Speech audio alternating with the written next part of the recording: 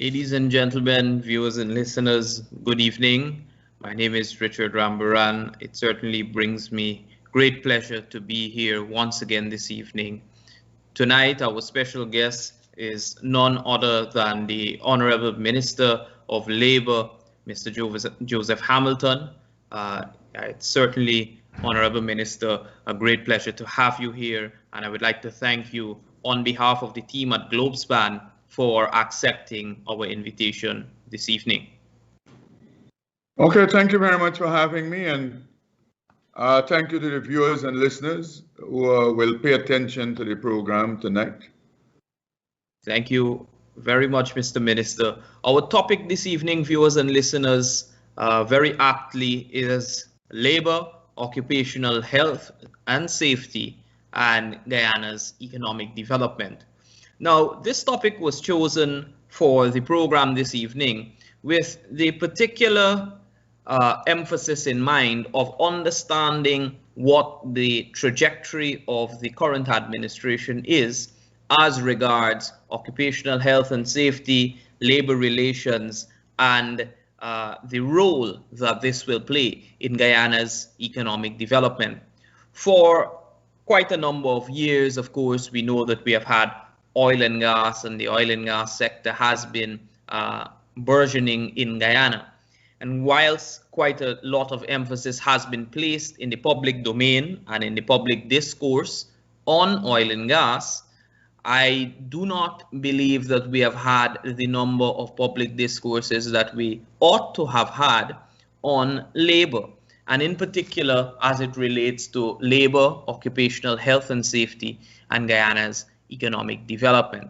And so I would like to, of course, invite the Honorable Minister to make some opening remarks regarding generally the importance of labor in Guyana, how the administration is approaching labor and labor relations as a collective unit, and what role perhaps the Honorable Minister sees the ministry having in this new developing sector of Guyana. Well, to begin with, some years ago, we have a new industry that was developed. And the government then, the Granger-led administration, created conditions where we could not respond specifically to the matters that we will discuss this afternoon. For one, you had a government who did not recognize how important a labor ministry is to the development of a country. In some jurisdictions, the ministry is called Labor and Employment Ministry, because the recognition is that the developmental trajectory regarding workers and skill sets to manage the economies and industry a lot of time is driven out of the labor ministry, because the labor ministry, via their survey and their research and analysis of labor trends, would have an understanding to properly advise government of where and what we must do. Look, recognizing that, the PPP Civic, when in opposition, we committed to the Guyanese people that when we win government, we will re-establish a Ministry of Labor.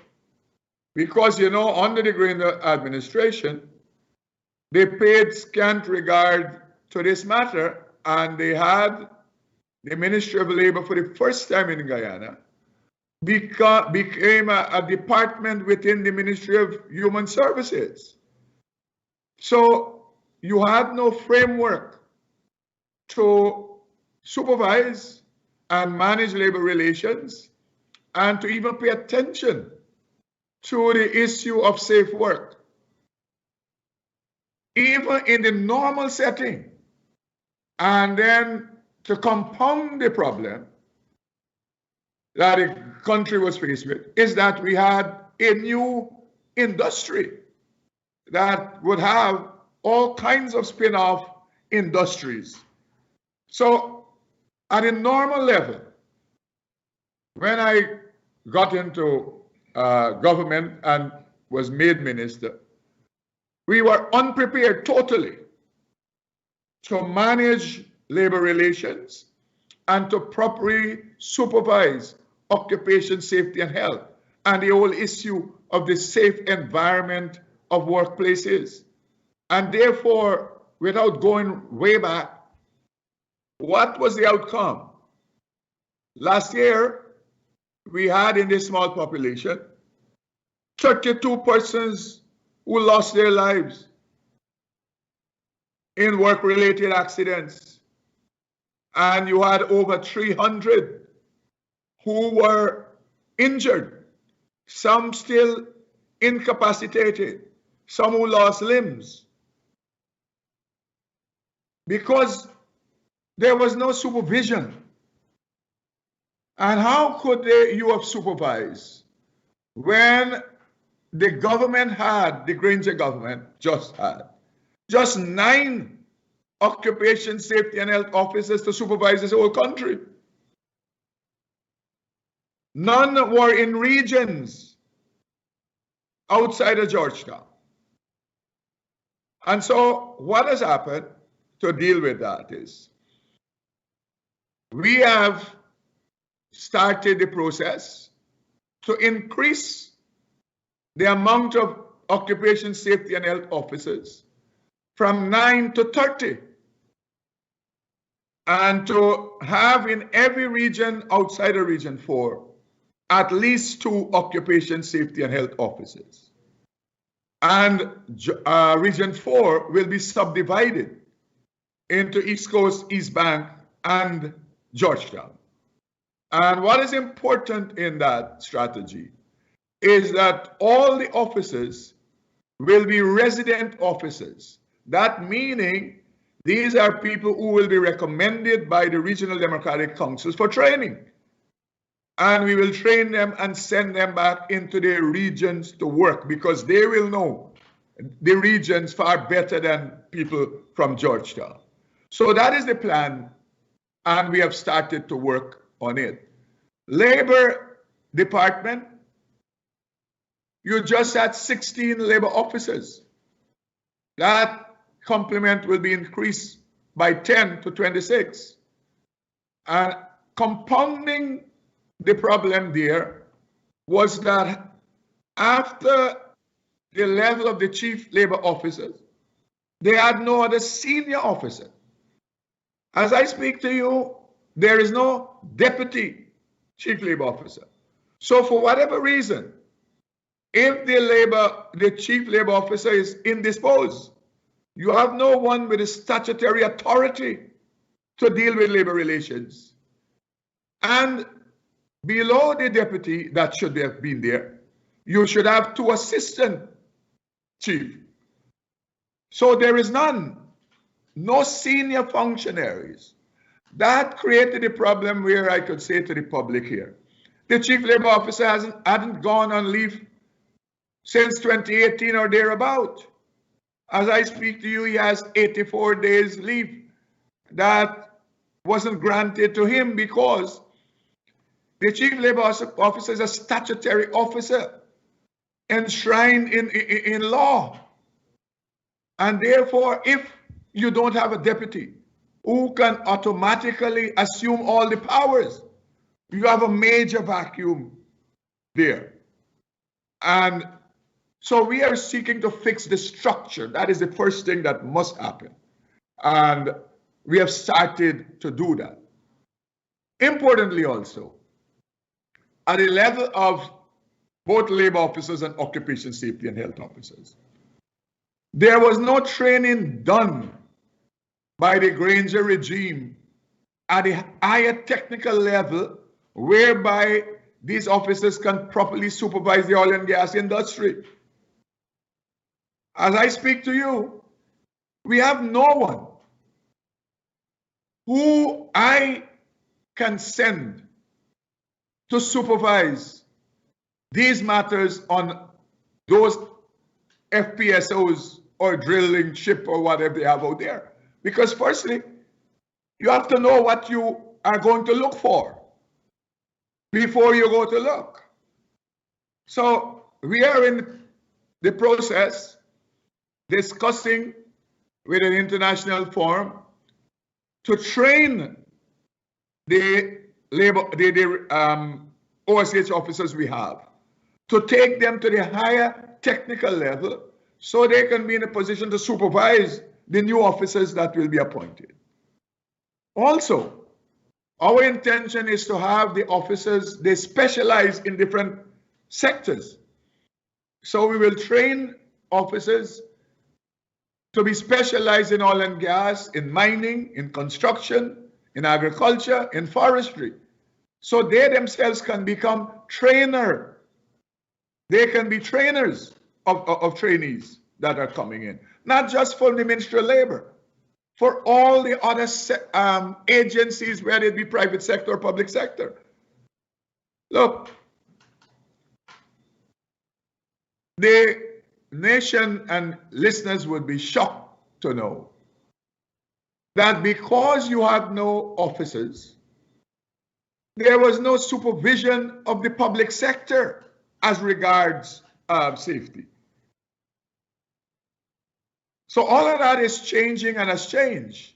Even with the 9 officers, we have started the process of engagement of the public sector and engagement robustly of the private sector. Basically, starting point there is to ensure that what the law says, that every entity that has more than 20 employees, you must have a health and safety committee who will supervise safety operations within the sphere of the work, whether you be public sector or private sector. So the structure is being created. I know in your early statement, you made the issue about migrant workers. Most of the migrant workers that are here in Guyana are non-English speaking people. And we had no officers that can speak a foreign language. As I speak to you, we have started the journey whereby officers are already starting.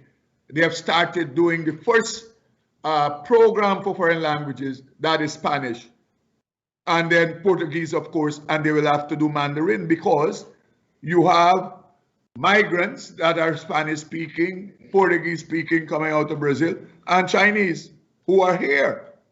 And you cannot properly supervise whether employer or employee who don't speak English at all to have a relationship with them unless you can communicate with them in their own language.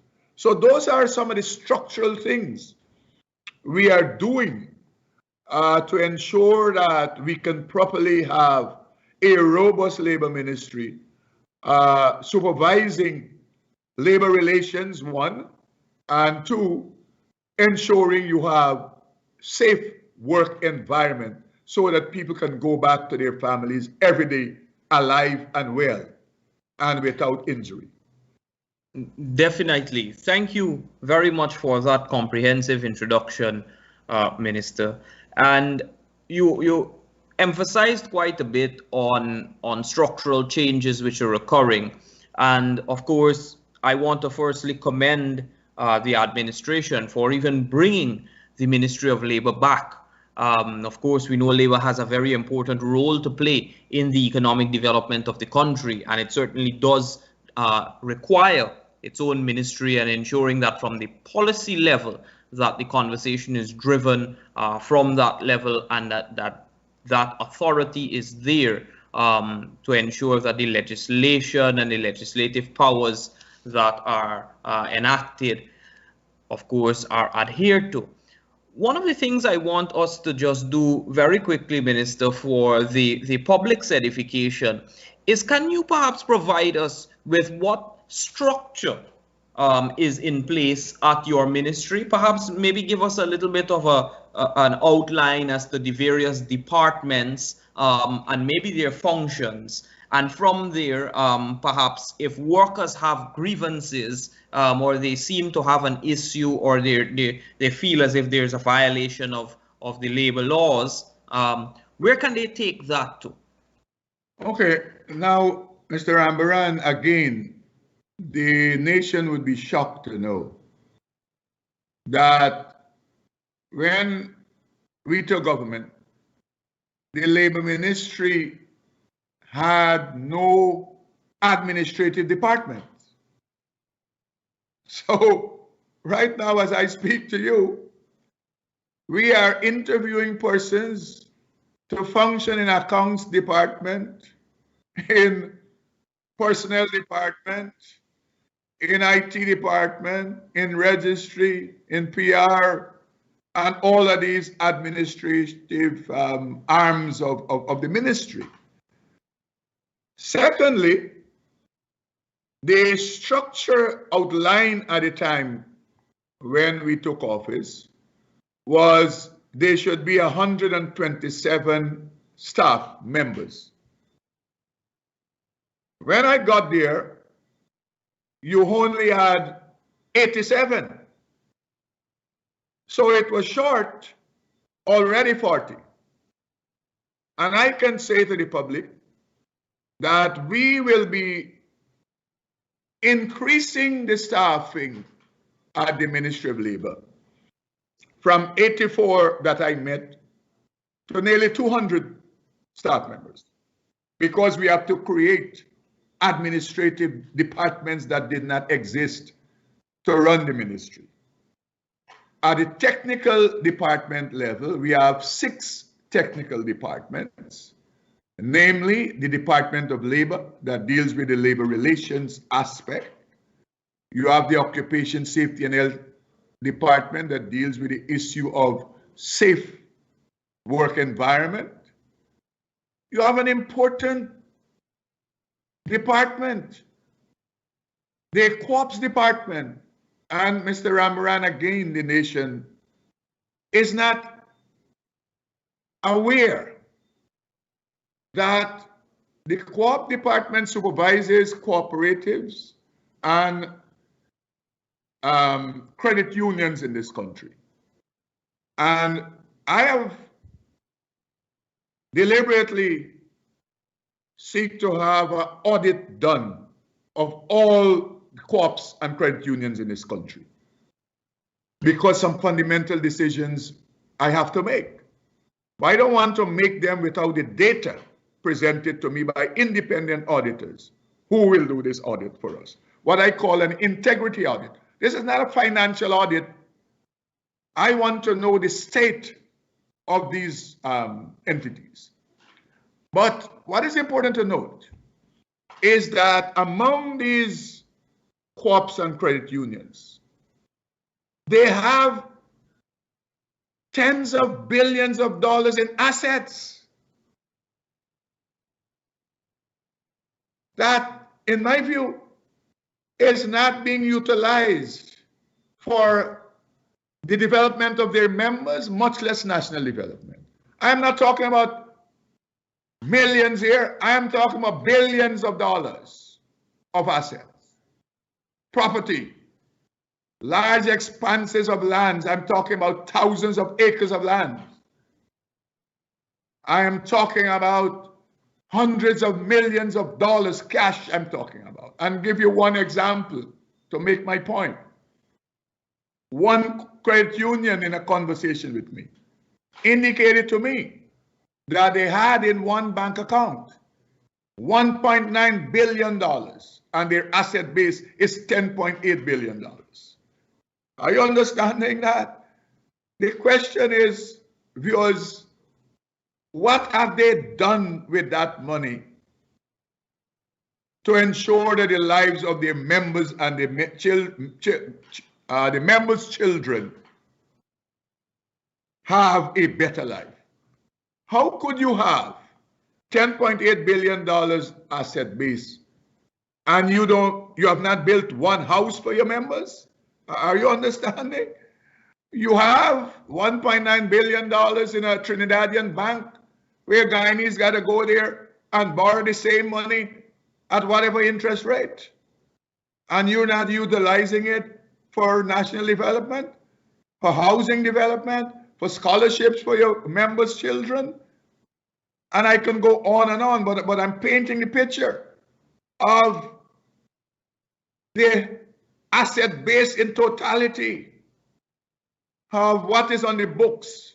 Presently, we have on the books 512 named co-op societies who have in their possession tens of billions of dollars in property and assets. Many of them mismanaging it and misusing it. Many of them, they're just co-op in name. And you have some couple persons who are manipulating the system and they're utilizing it for their own personal benefit. That has to come to an end. And we also have another department, the Central Recruitment and Manpower Agency, that deals specifically with placement of job seekers. That has to be remodeled and retooled to deal with the new circumstances, utilizing technology to ensure that we develop a platform where job seekers can go on there and have a conversation with employers. That is what we have to do. Right now, it's a primitive system, paper-based system that can't serve the man who lives in Region 9 or Region 8. How is he going to get in contact with you at Georgetown to find out if you have a vacancy? But if you have a platform, he can access that information utilizing a cell phone wherever he is at in Guyana. We have to get there. We have also a department called the Board of Industrial Training. That is the premier tech training institution in this country. Last year we trained 2,000 persons. This year we plan to train 3,500 persons. Most of the people who are trained to operate heavy duty equipment, they're doing it via programs from the Board of Industrial Training and other technical training. As I speak to you, we have presently 60 young men and women. One batch of persons that we're training at the Kurukuru College from Region 6 and Region 5. That department basically was a Georgetown Region 4 based activity. We have now restructured and remodeled to ensure that in every region, wherever people live, in the rivers or the creeks, on the mountains, on the hilltop, that their children can have access to the same possibilities that the children in Georgetown and the coast they have. And therefore, what we have done, we have appointed in every region a Board of Industrial Training officer. Never had that. So now, Mr. Rambarran, if the people in Region 9, they want to propose several different type of technical training programs, they don't have to come to Georgetown. They will sit in Region 9 and plan the program with the technical officer there. All the issues, all the logistics, the amount of people to train and all those things will happen in the region.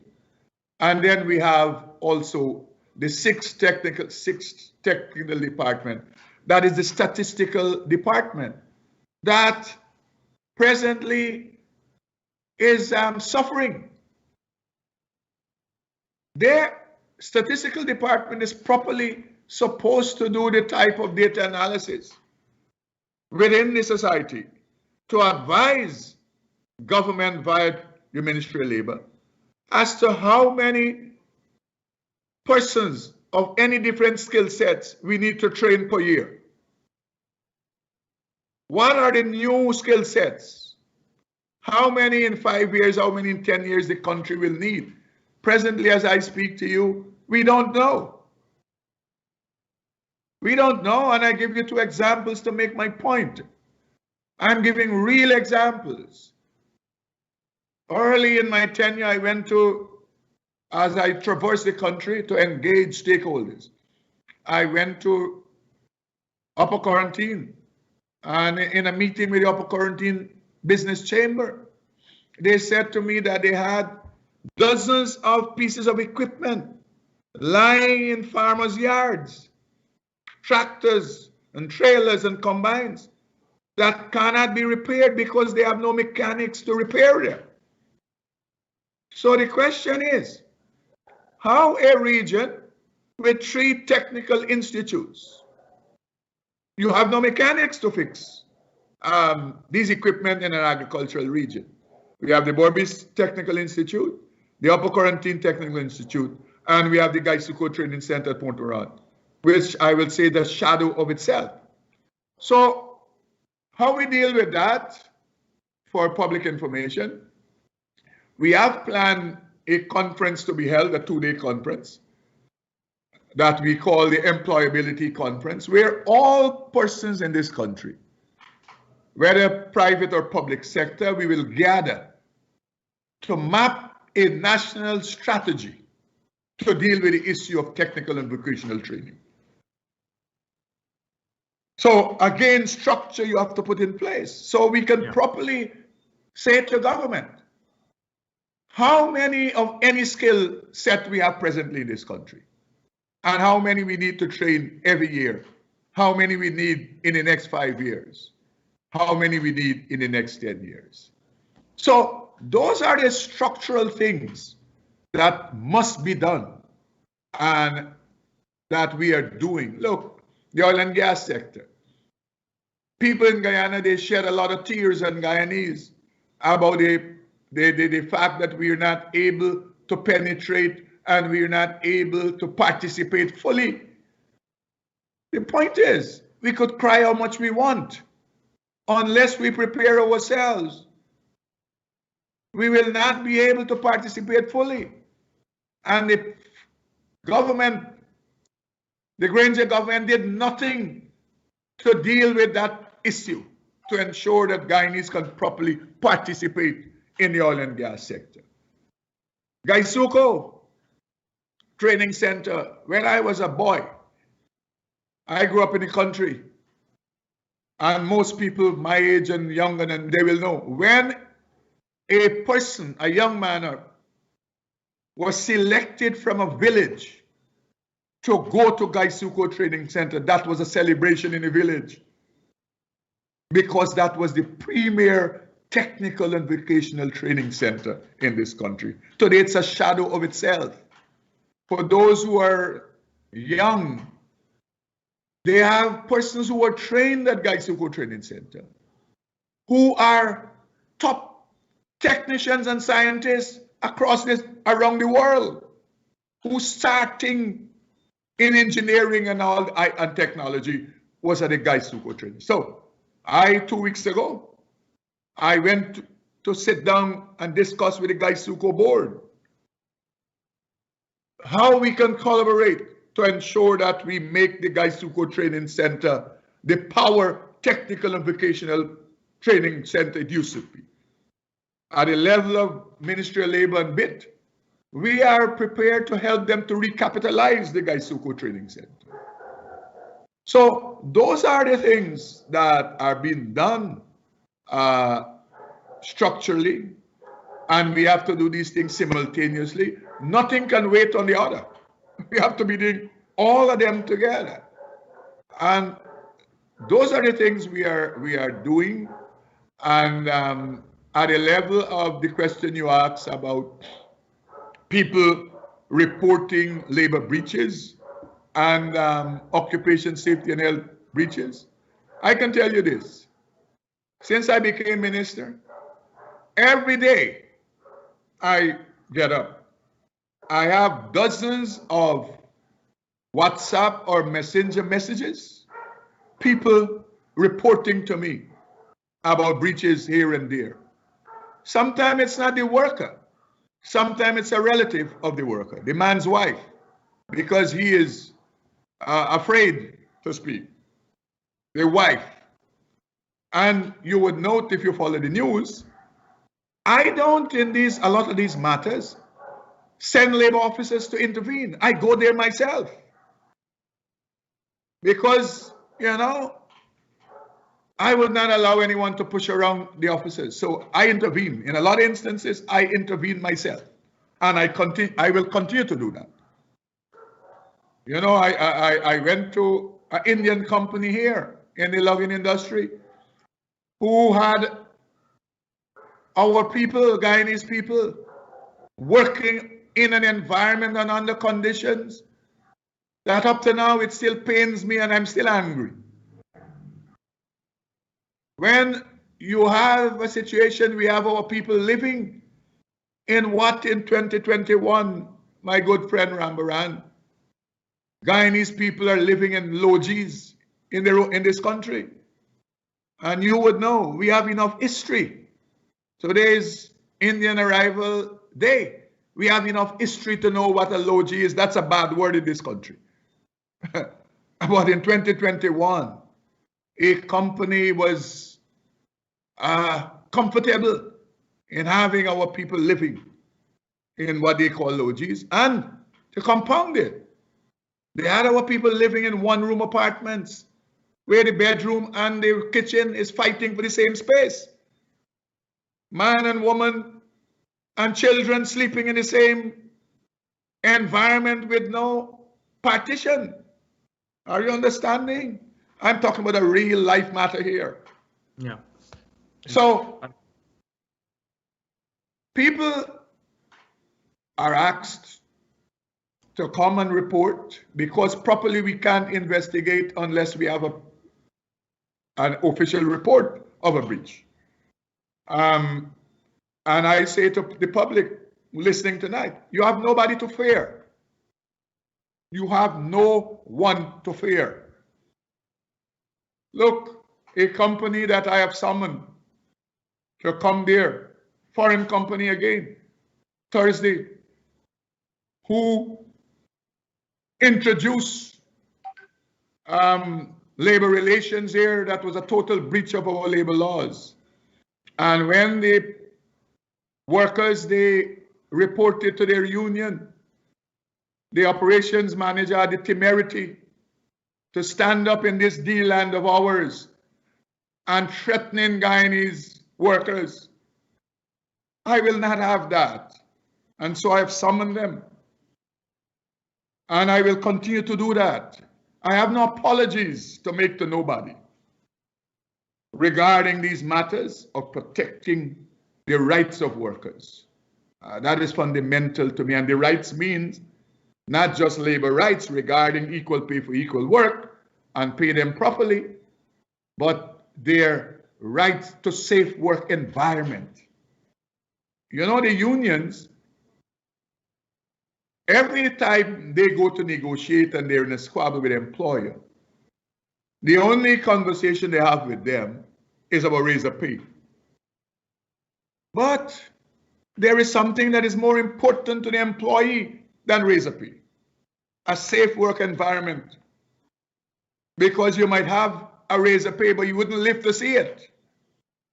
So why is the big fuss about raising the pay when the man will not be around to enjoy it? Look, labor unions, everything I know as a public officer for decades here, I have not seen any time in their argumentation with employers they have put on the front burner the issue of safe work for employees. And they must do that.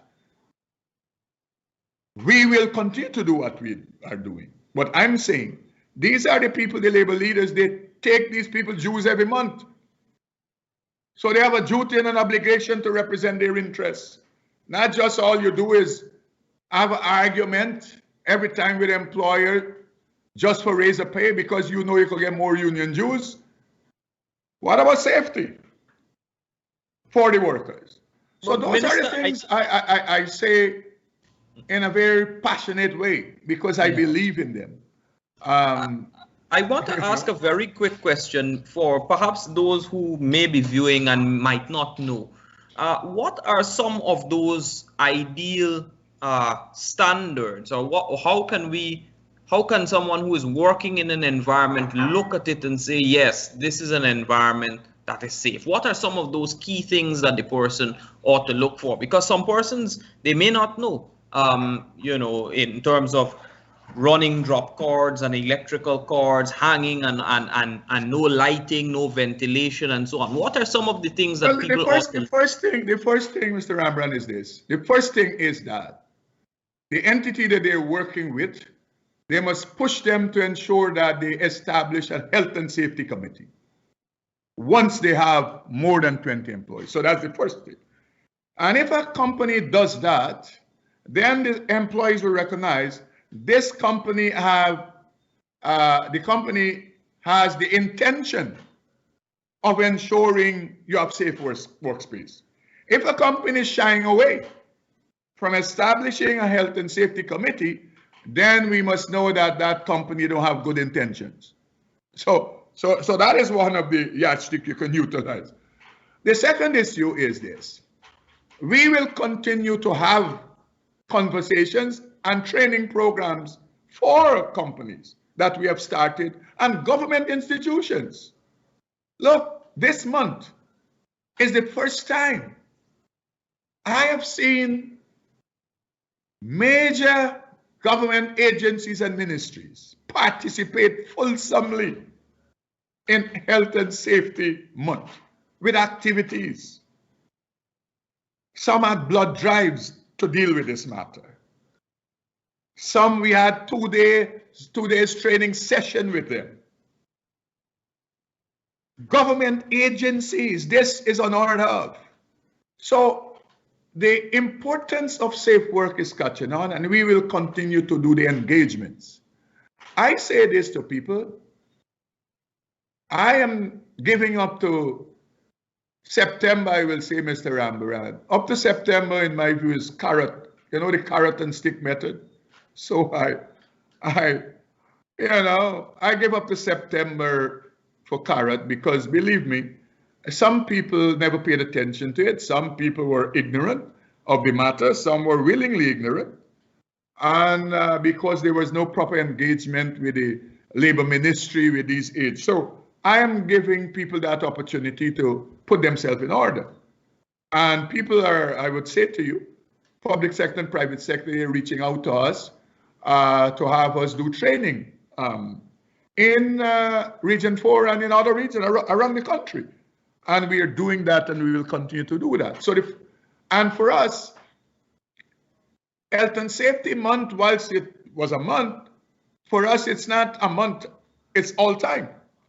So we plan to launch a robust PR, educational and communication strategy to reach out to the public, all and sundry, so that people can recognize the question you ask about how people know the environment is unsafe for them to work in. Look, I have gone to entities where employers, they have people working where electricity and water is married. They're married and employees got to be skipping around that to operate. You understand me? So those are some of the things we have reviewed as I go around the country. But I believe that by the end of this year, we will be a far way ahead from where I met the situation.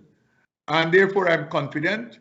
I can tell you that many stakeholders have come on board and are supporting what the ministry is doing.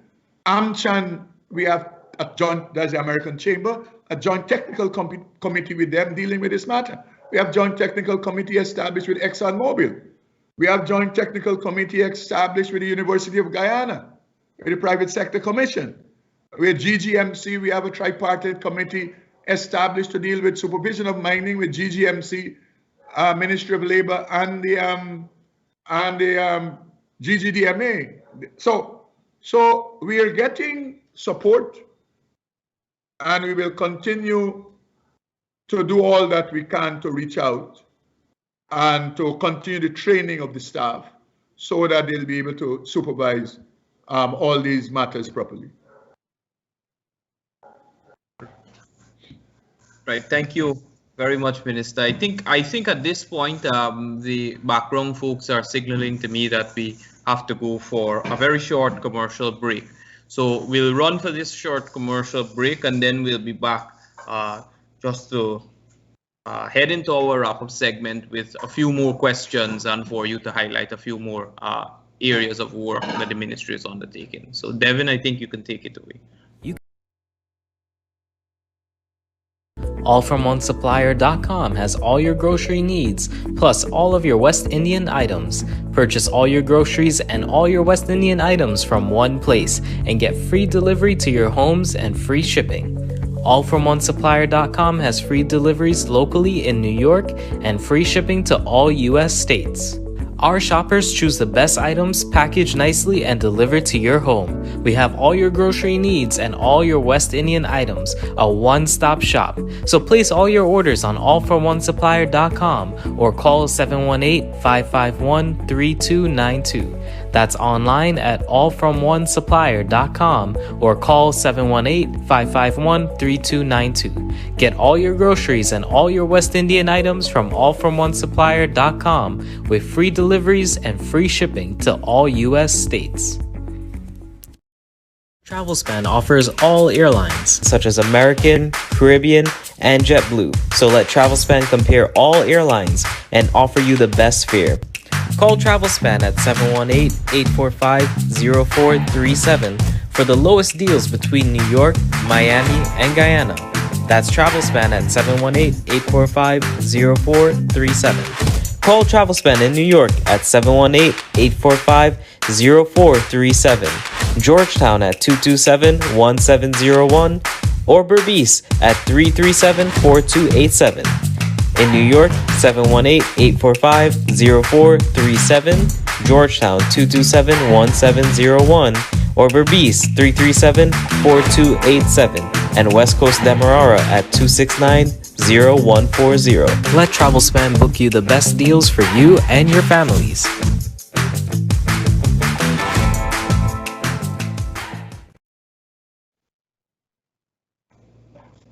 Okay, viewers and listeners, welcome back. Thank you for staying with me. Of course, I am discussing here with Minister Hamilton, the Honorable Minister of Labor, on matters related to labor relations in Guyana, occupational health and safety, and how all of this maps in to Guyana's economic development. Minister, of course, you have given some very good insight into the work of the ministry, and we have had some viewers and listeners here on the program, of course, complimenting you on your very hands-on approach that you have been taking, and of course, thanking you for the work that you continue to do in this regard. A quick question that has been raised, you of course mentioned how companies, for example, can come on board and how you have been working with the private sector umbrella organizations. One of the questions posited is how essentially can the diaspora assist you in your task? And the person highlights that that the diaspora are ready and willing to assist in this regard. Well, let me say to the diaspora this one. Importantly, you're giving me a platform to do something that I would be delighted to do. Look, recognizing that I have to appoint officers in all the regions, and some of these regions, the terrain is not Georgetown or coastal terrain. The first time in the history of the Ministry of Labor, we have to have things like ATV. We have to have things like motorbikes, scramblers. We have to have things like boat and engines. because to properly supervise, let us say supervise coconut estates, where I went in the Cameroon and visit child labor. To properly supervise that, you have to have boat and engine to get in there, and several of the other interland regions. Some regions you can only reach villages by one of these bikes or ATVs to get over the mountains. So those things are important to us as I speak to you. So I'll say to the diaspora and everyone who's listening, all stakeholders, I've already reached out to 4 major companies in this country who generously have already made donation to the ministry of bikes to us. We need bikes, we need ATVs, we need boats, we need engines, because no one, my good friend Rambarran, is supervising or has ever supervised the agricultural sector, where we have hundreds of people who work there, driving different types of vehicles, and we know people have died, pinned by tractors and all that kind of thing. We have to go and visit, see what is happening there. Secondly, in the agricultural sector, you have persons who are using insecticide and weedicide every day. We don't know what type of productive equipment, if any, they have, because remember, there is no supervision. The forestry sector, we have had people who have died there because, again, no supervision, and they're working in unsafe conditions. And I can go on and on, but the point is, 9 persons couldn't properly supervise the sectors, and that is changing. And therefore, to complement the work, there are facilities that are needed that we must have to do this work properly.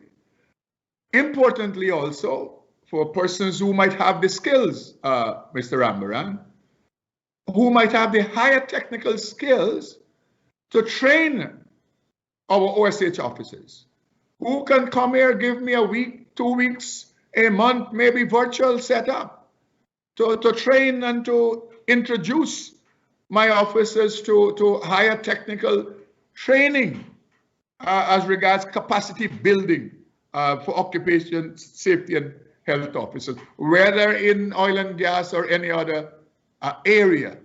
Maybe you can point us to universities, to colleges, regarding training of our officers at a higher technical level. So those are things that are necessary. Maybe you can introduce us to persons, to organizations, NGOs, who might have the type of framework, who might be willing to help. Like we have the ILO is making that type of contribution.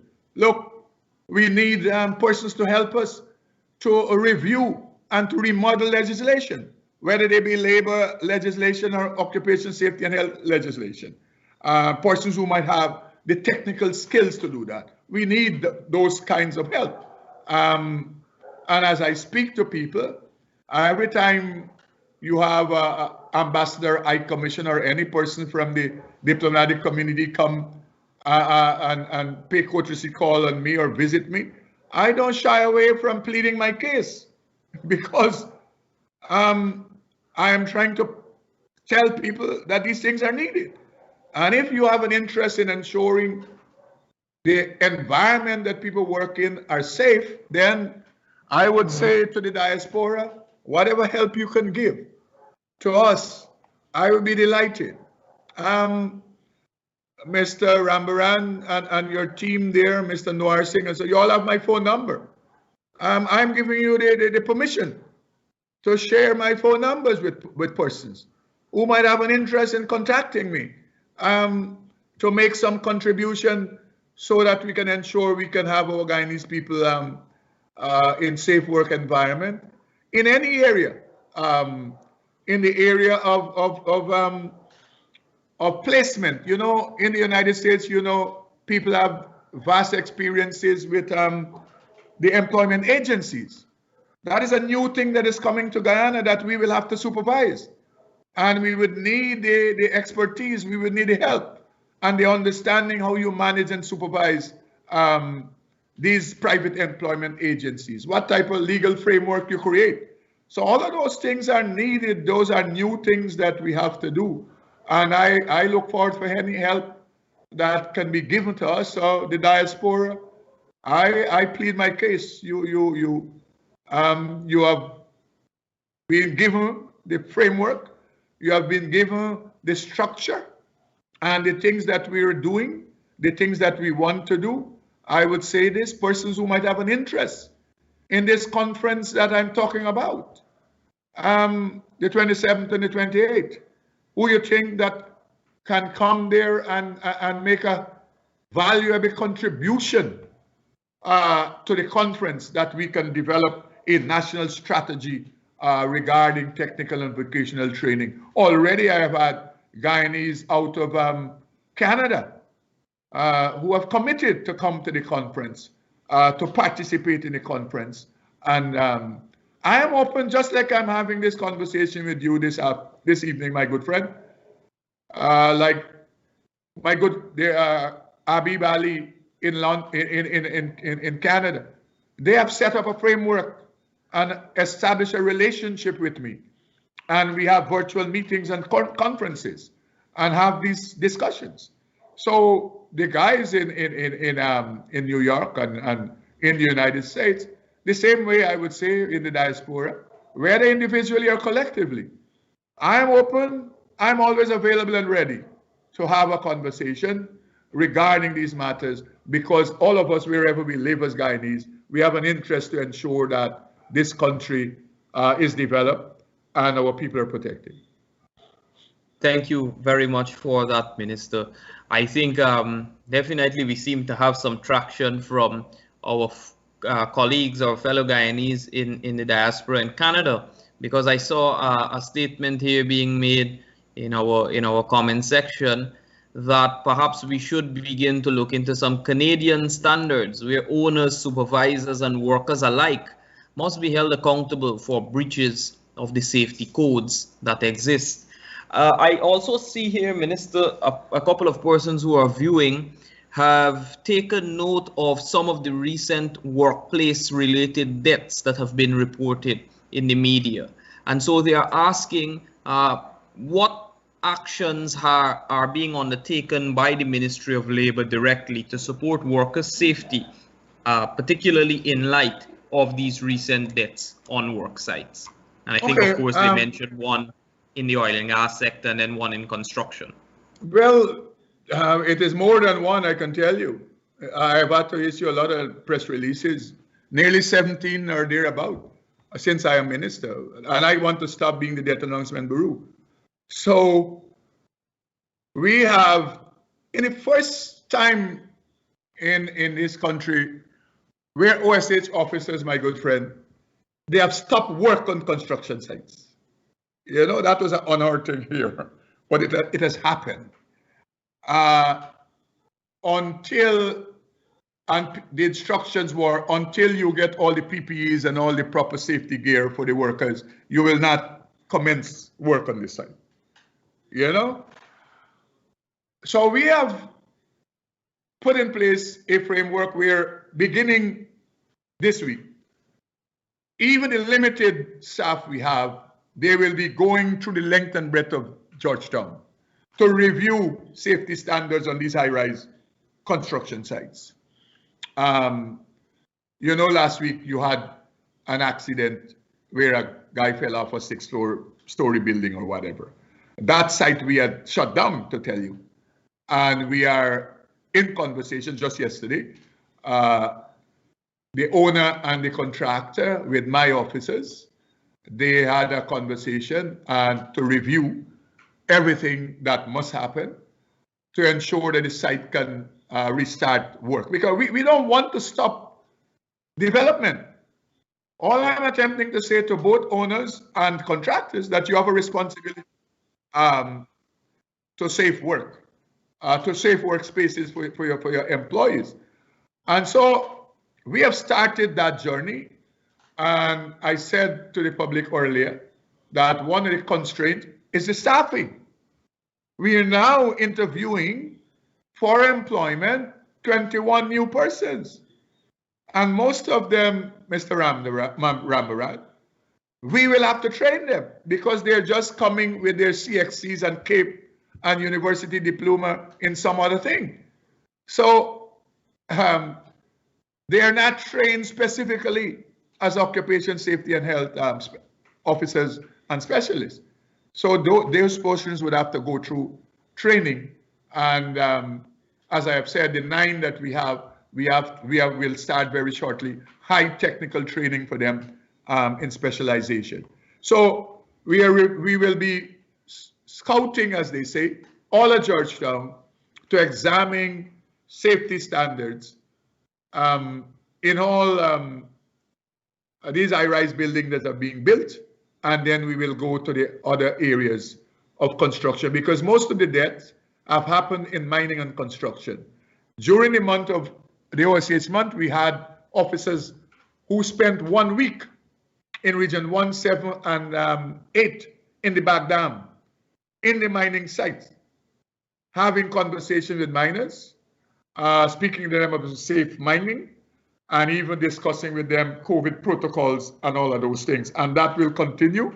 That is being done in conjunction with GGMC and the Guyana Gold and Diamond Miners Association, who we have set up a tripartite committee with. So all of those work will continue to ensure that people are safe in workplaces.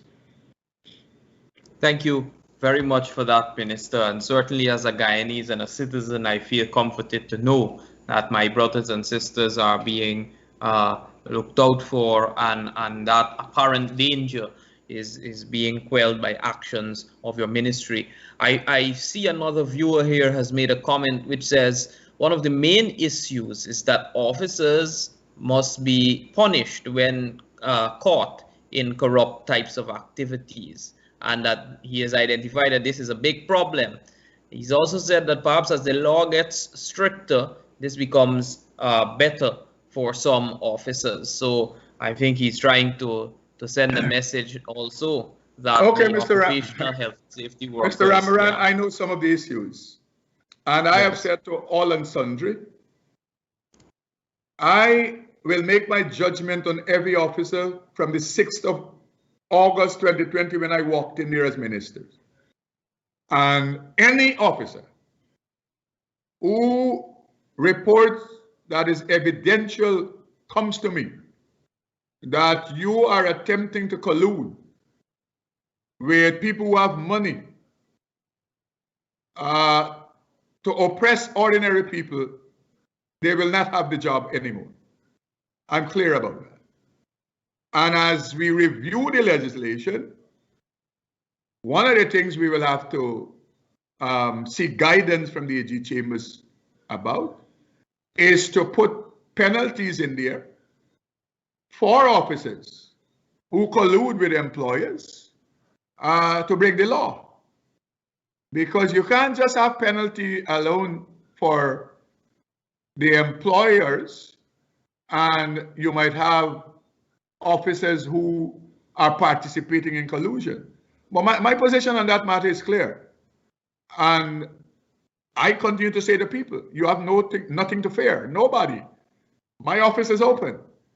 I engage the public every day by the scores of people who come to me.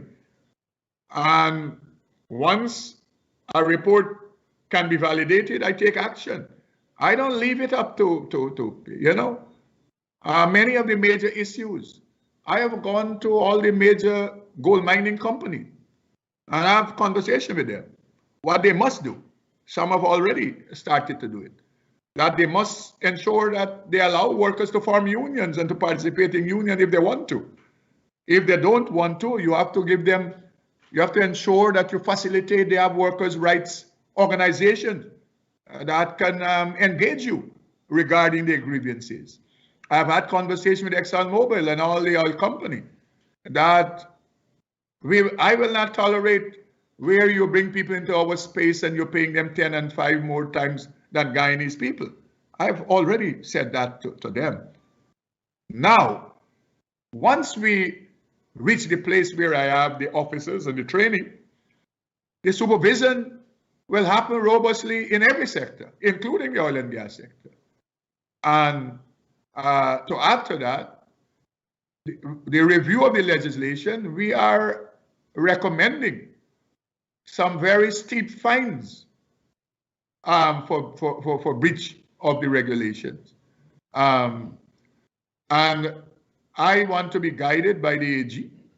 I have a thought, I don't know how it can work in law, whether labor officers and OSH officers can be empowered, or even the legal counsels that we have at the ministry, to go back to the court to file contempt of court proceedings against people who breach the regulations that were warned or committed to change their action, to see if people can get custodial sentences. Those are my thoughts on this matter. And if I have to make prominent people wards of the state, I have no apologies to make. Because if you think you could just break the law with impunity, once I have the authority to deal with it, I will deal with it. And those are things, you know, for the person who asked the question, those are things that we will do. And as I see it, by the end of 2021, most, if not all of the things to be done to make the Ministry of Labor robust and have the supervisory strength, I see all of that happening by the end of 2021. Definitely. And of course, Minister, the equal application of the rule of law is one of the key pillars of the development of any modern society. And I'm very happy to hear that you are... Mr. Rambarran, just on that note, quickly, I tell you this. You know, I've said to the officers, listen, you are technical officers. And when you go there to do your work, this minister will protect you and defend you once you're doing your work within the confines of the law. Firstly, you have nothing to fear. And secondly, I've said to them, any person you engage, employer, who are having a conversation with you outside of that, of a technical nature, you tell them, call the minister. You understand me? And I have had to intervene already in many instances where people are having different type of conversations with officers that is not of a technical nature, you know, where people are trying to establish what type of power they think they have, or people who got power that they know, and you know, those kinds of things that happen. My position is, anyone start that conversation with the technical officer, I've said to them, you call the minister, and I will have the conversation with that person, because I think I can properly have that conversation with them. And to tell you, I have had several conversations with persons who had money for people, Mr. Rambarran, since 2016, 2017, 2018. I don't know what the other ministers they were doing, but I can tell you, when this minister picked up the phone and made calls, you know, people were paid. Because my position is clear. And I've said to people, you have two options here. Either you pay the man, or I will go talk to the press. Public shame, I suspect that will work. And that's my position, you know, on this matter. If you owe an ordinary poor person trying to feed their family, and you think you could railroad them and bully them, that will not happen. I will intervene personally. And I've done that, and I will continue to do that. Definitely. And of course, no need to say that viewers and listeners, should you have issues, certainly Minister Hamilton is one to reach out to. So Minister Hamilton, we have been chatting here on this matter, very pertinent topic for perhaps more than 1 hour now. And this does not even begin to do any sort of justice. It is perhaps very introductory in nature. So with that, we are beginning to draw to the close of the program, and I don't want to keep you any longer. I know you perhaps have a very long day tomorrow. So any final words which you would like to leave with our viewers and listeners as we begin to wrap up this evening's proceedings? Just a couple of quick things. One, to say thank you, Mr. Rambarran, to all the persons who have supported us through Occupation Safety and Health Month and even before then, and who continue to reach out to us to give support of all different types. And to the workers of this country, to say to them, you have no one to fear. If they are breaching the law, this minister can be reached, and he's open to listen and to deal with your matter. And I would say this to employers, please don't attempt to intimidate employees, because Joseph Hamilton, Minister of Labor, will visit your premises, I would say, or summon you to visit my premises. You have to decide which one. And, there are instances when I will be diplomatic, when I will not mention names, but there are instances when I will speak to the public about which entity is in breach of the law. And let us see how it goes. But I would say to all and sundry, to the Guyanese people, that the People's Progressive Party Civic, committed to the Guyanese people, once we get back into office, we will establish a Ministry of Labor. We have done that, and we are seeking to ensure that all the necessary structures are in place to protect the Guyanese people from any type of advantage, as we say in Guyanese terms, being taken on them, and to ensure that people can work continuously in safe workspaces. So, Mr. Rambarran and Globespan, thank you very much for having me here this night. And to the diaspora, I look out for your calls. I look out for your interaction. I'm open to have virtual conversations with one person or many persons or organizations, and let us see how we can develop a framework to establish collaborative mechanism going forward in the interest of this great country of ours. And thank you very much, Mr. Rambarran, for having me again. Thank you very much, Honorable Minister. I think you have aptly proven here over the last hour or so that we have chatted why the re-establishment of a Ministry of Labor was of utmost importance. And certainly I look forward to the work of the ministry in the near future.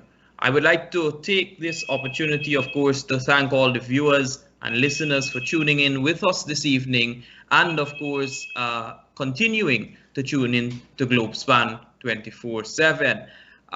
The conversations will continue as we move on week after week. I will be with you in another 3 to 4 weeks' time to chat on another very pertinent topic to Guyana's economic development. For those of you who may want to perhaps reach Minister Hamilton, I know he's very active on Facebook. You can perhaps reach him there. I know also that his office is very receptive to persons who would like to walk in. Of course, that ministry is a ministry that is a ministry for all the people of Guyana, as is all ministries that exist here in Guyana. But with that, folks, I would like to take this opportunity to wish you also a happy arrival day. I don't think I did that from the inception. And once again, thank the Honorable Minister for giving us an hour of his time here this evening for us to chat on these topics. Minister, it's been a pleasure. Viewers and listeners, thank you for tuning in. Globespan, thank you once again for the opportunity. Thank you very much, sir.